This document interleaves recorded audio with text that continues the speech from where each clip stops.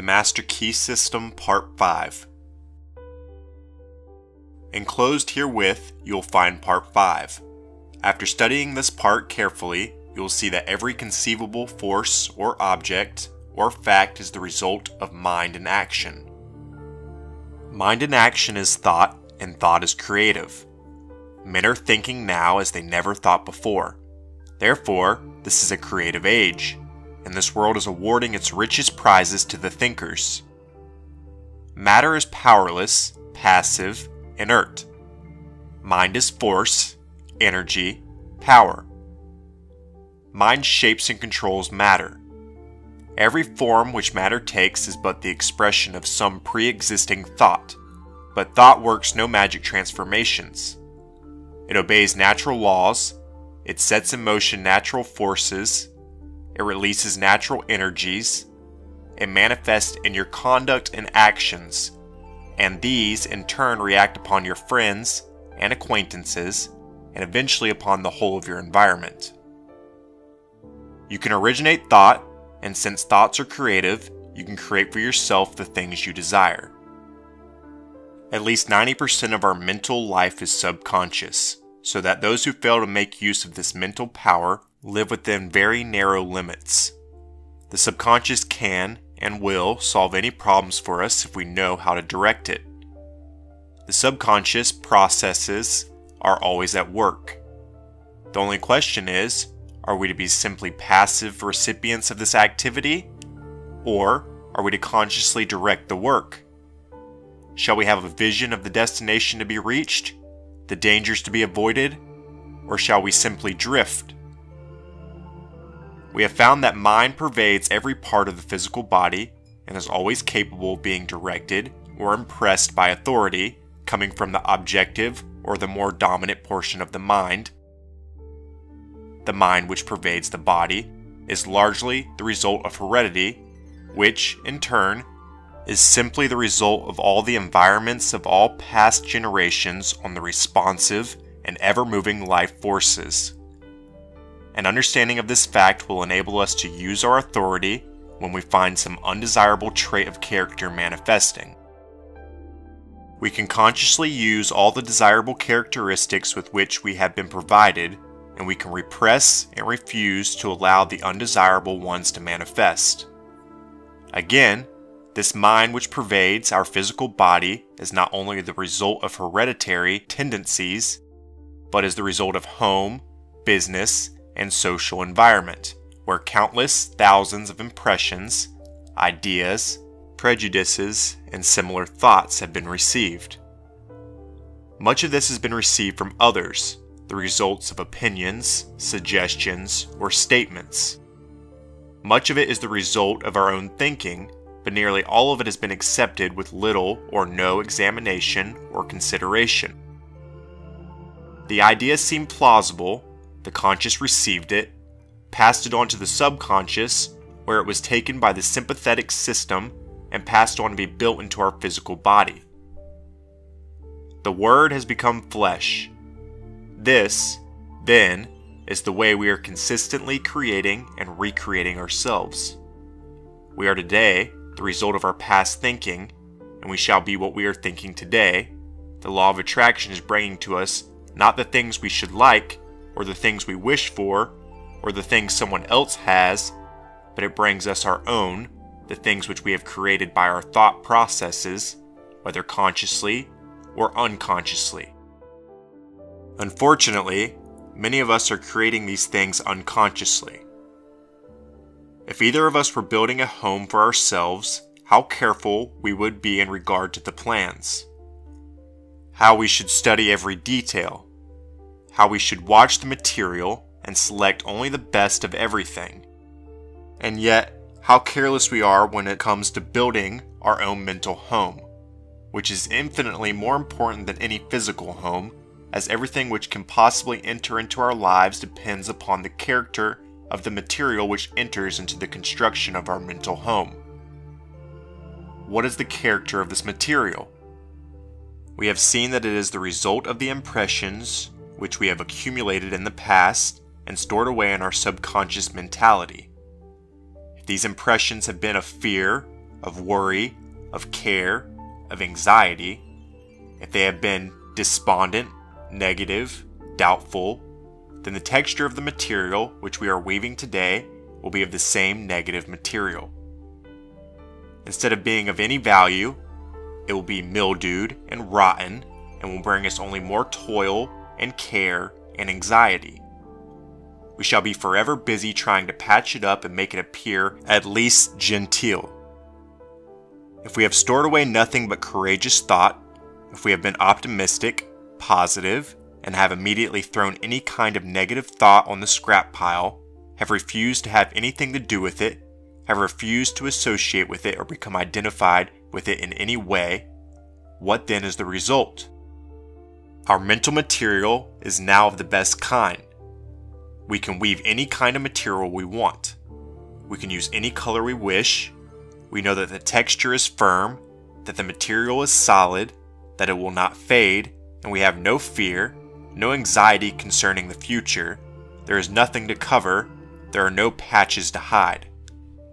These are psychological facts. There is no theory or guesswork about these thinking processes. There is nothing secret about them. In fact, they are so plain that everyone can understand them. The thing to do is to have a mental house cleaning, and to have this house cleaning every day and keep the house clean. Mental, morale, and physical cleanliness are absolutely indispensable if we are to make progress of any kind.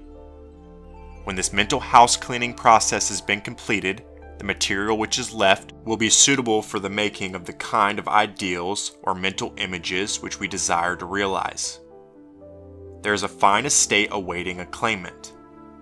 Its broad acres, with abundant crops, running water, and fine timber, stretch away as far as the eye can see. There is a mansion, spacious and cheerful, with rare pictures, a well-stocked library, rich hangings, and every comfort and luxury. All the heir has to do is to assert his heirship, take possession, and use the property. He must use it, he must not let it decay, for use is the condition on which he holds it.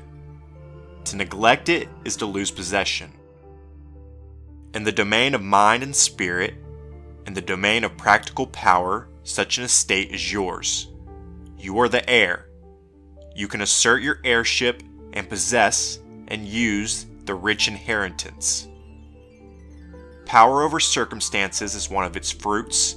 Health, harmony, and prosperity are assets upon its balance sheet. It offers you poise and peace.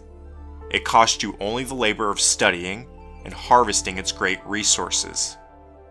It demands no sacrifice except the loss of your limitations, your servitude, your weakness. It clothes you with self-honor and puts a scepter in your hand. To gain this estate, 3 processes are necessary. You must earnestly desire it, you must assert your claim, you must take possession. You admit that those are not burdensome conditions. You are familiar with the subject of heredity. Darwin, Huxley, Haeckel, and other physical scientists have piled evidence mountain high that heredity is a law attending progressive creation. It is progressive heredity which gives man his erect attitude, his power of motion, the organs of digestion, blood circulation, nerve force, muscular force, bone structure, and a host of other faculties on the physical side. There are even more impressive facts concerning heredity of mind force. All these constitute what may be called your human heredity. But there is a heredity which the physical scientists have not compassed. It lies beneath and antecedent to all their researches. At a point where they throw up their hands in despair, saying they cannot account for what they see, this divine heredity is found in full sway. It is the benignant force which decrees primal creation. It thrills down from the divine, direct into every created being. It originates life, which the physical scientist has not done, nor ever can do. it stands out among all forces supreme, unapproachable. No human heredity can approach it. No human heredity measures up to it. This infinite law flows through you, is you. Its doorways are but the faculties which compromise your consciousness. To keep open these doors is the secret of power. Is it not worthwhile to make the effort? The great fact is that the source of all life and all power is from within.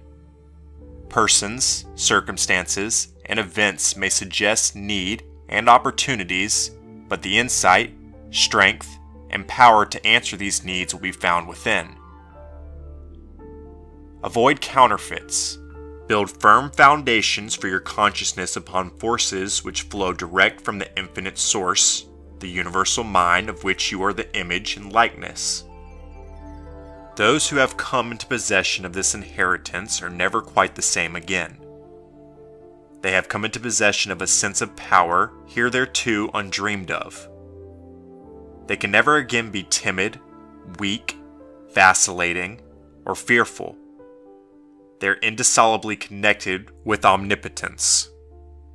Something in them has been aroused. They have suddenly discovered that they possess a tremendous latent ability of which they were heretofore entirely unconscious. This power is from within, but we cannot receive it unless we give it. Use is the condition upon which we hold this inheritance. We are each of us but the channel through which the omnipotent power is being differentiated into form. Unless we give, the channel is obstructed and we can receive no more. This is true on every plane of existence and in every field of endeavor in all walks of life. The more we give, the more we get. The athlete who wishes to get strong must make use of the strength he has, and the more he gives, the more he will get. The financier who wishes to make money must make use of the money he has, for only by using it can he get more. The merchant who does not keep his goods going out will soon have none coming in.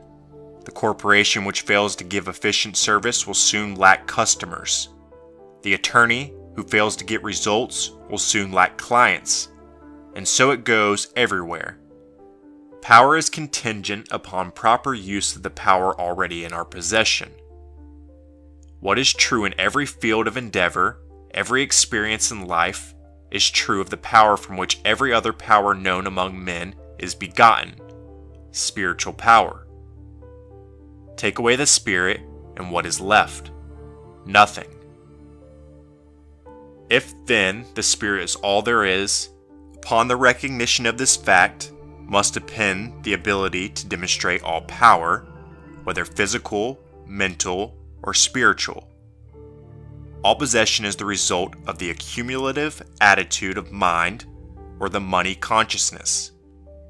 This is the magic wand which will enable you to receive the idea, and it will formulate plans for you to execute, and you will find as much pleasure in the execution as in the satisfaction of attainment and achievement. Now, go to your room, take the same seat, the same position as heretofore, and mentally select a place which has pleasant associations. Make a complete mental picture of it. See the buildings, the grounds, the trees, friends, associations, everything complete. At first, you will find yourself thinking of everything under the sun, except the ideal upon which you desire to concentrate. But do not let this discourage you. Persistence will win, but persistence requires that you practice these exercises every day without fail.